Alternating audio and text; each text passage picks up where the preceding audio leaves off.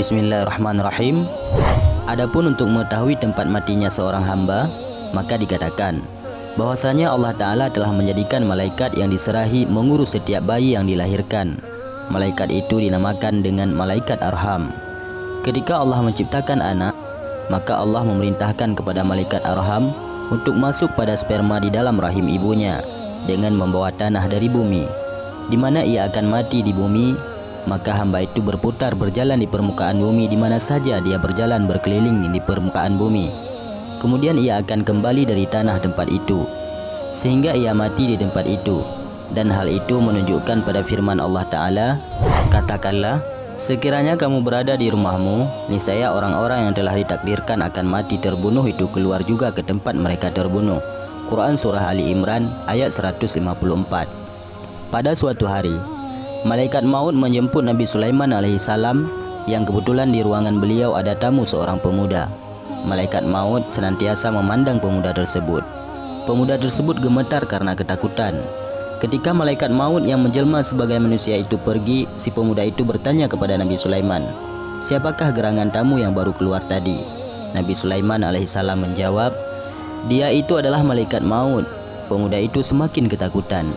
Kemudian dia berkata, "Hai Nabi Allah, sesungguhnya saya memohon kepada Tuhan agar Tuhan berkenan memerintahkan angin untuk membawa saya ke negeri Cina atau India."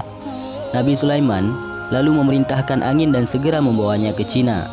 Sesudah itu malaikat maut kembali ke Nabi Sulaiman alaihissalam dan beliau bertanya kepada tentang sikap yang memandang terus-terusan kepada pemuda tadi. Malaikat maut menjawab, "Sesungguhnya aku diperintahkan mencabut nyawa pemuda itu hari ini di Cina, tetapi ia masih berada di sini dan saya heran."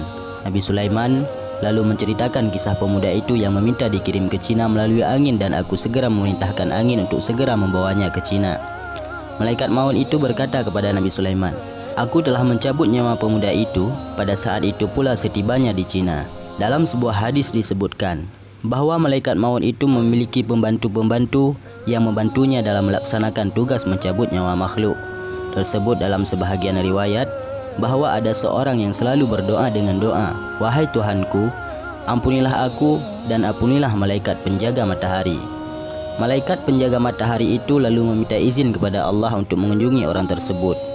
Ketika malaikat penjaga matahari itu turun kepada orang tersebut, terus berkata kepadanya, "Engkau selalu mendoakan aku, dan sekarang apa keperluanmu?"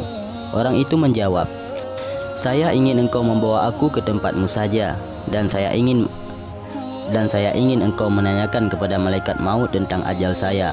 Malaikat penjaga matahari itu lalu membawanya dan menempatkannya di matahari. Kemudian dia pergi menjumpai malaikat maut, berkata, "Sesungguhnya ada seorang manusia yang setiap usai sholat mendoakan aku, dan dia meminta kepadaku agar aku bertanya kepadamu kapan ajalnya datang, agar dia bisa bersiap-siap." Malaikat maut lalu membuka buku catatannya. Malaikat maut berkata, "Sesungguhnya temanmu itu sungguh sangat luar biasa. Dia tidak akan mati kecuali dia sedang duduk di tempatmu, dekat matahari." Malaikat penjaga matahari itu berkata, "Dia sekarang berada di tempatku dekat matahari."